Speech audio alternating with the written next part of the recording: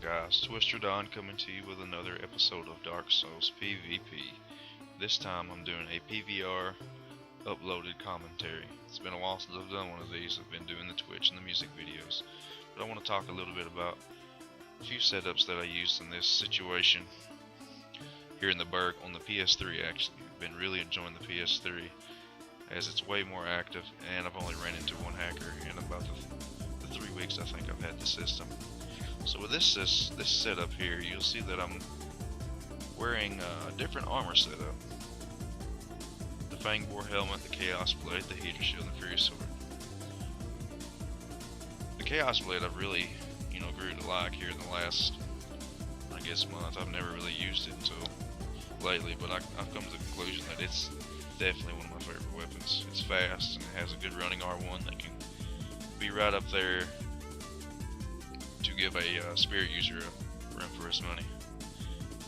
And the Fury Sword is on my offhand. It's obviously something that I've always enjoyed, but it's really good for catching Darkwood Grain Ring flippers off their flip with its wide arcing motion. So we'll take a look at some of these matches here. I hit this guy with the parry earlier. You see the katana just tearing that guy to shreds. In this setup we got a strengths guy, and this guy's going to try to swing his weapon in random directions, I guess to either avoid a roll BS or to avoid a parry. But that was just way too predictable there. And even if it wasn't, it was so slow I could roll away if I missed the parry. Here I hit him with a reverse roll backstab. Now I have to tell you, this setup I'm using right here has made a lot of good players salty. Because pretty much when I'm using this setup, I've gotten so good at this melee that, I'm really not having much trouble with anybody. It's a setup, I guess, that's good defense. I've got 1800 life. I've got 61 poise. So it's definitely a good setup. And you're using the katana and the Fury Sword. But in my experience here on the PS3, you've got every other body using buffs coming into the Burg, my favorite place to PvP. And you've also got some laggy Hornet Stabbers. So you better bring your A game when it comes to this PS3 Burg. So this guy is using a buff, so I bring out the S-Stock Crest Shield.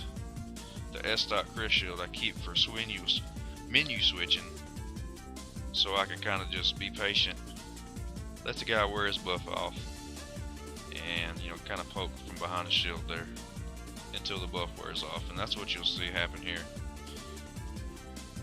The S-Stock Crest Shield is also, or even the Heater Shield, I would say the Heater Shield if you're going to fight spears, or because a lot of people have pyromancy, but definitely for buffs I'd use the Crest.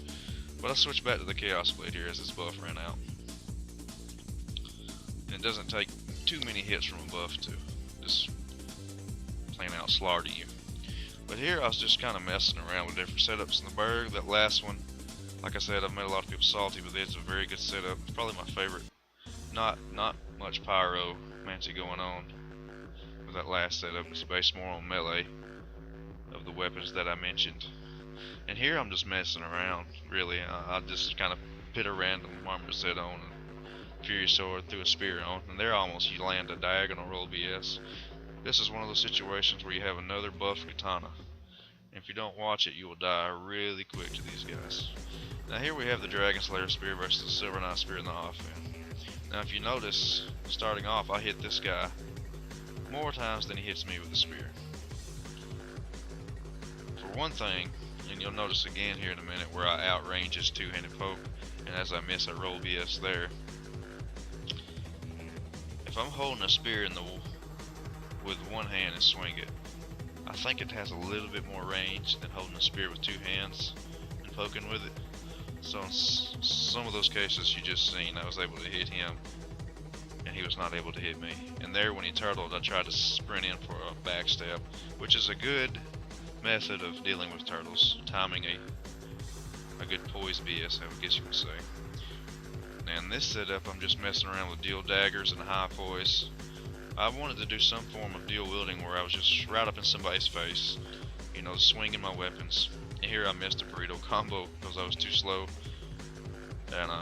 And this guy decides to taunt me for some reason, so I'll go ahead and backstab him. Once again, another buff user. Like I said earlier, at least half, it seems like 1 out of every 2 or 3 matches is a buff user. So you really got to be on your A game and playing against these guys.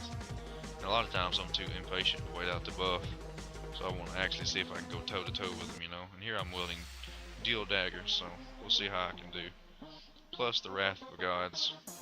Wrath of the Gods, when it's laggy, is one of the most frustrating spells to deal with. So every time you roll, you get hit with it. That's like when I was playing on Judas's PC Fight Club, I guess a week ago.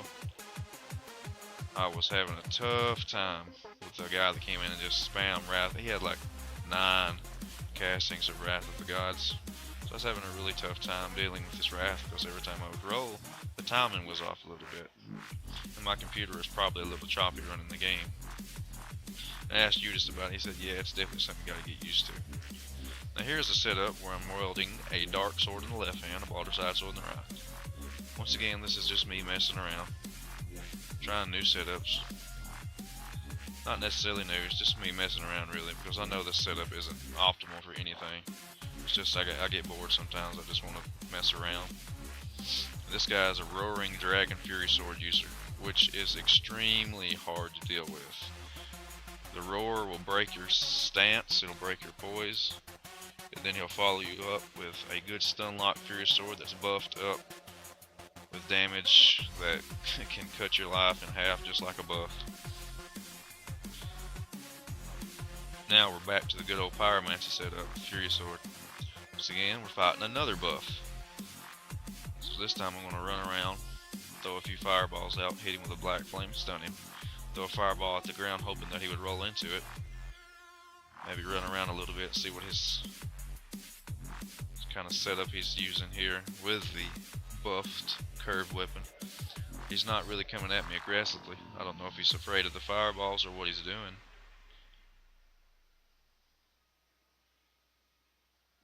And there he almost gets me off with a good stun lock. Almost finishes me off. But almost doesn't count, does it? In this situation, I don't know if this guy's a buff guy or what. Well, look at that. Another buff. So let's go ahead and see what the pyromancy can do. Hit him with a fireball, black flame to black flame. And that's all she wrote for him.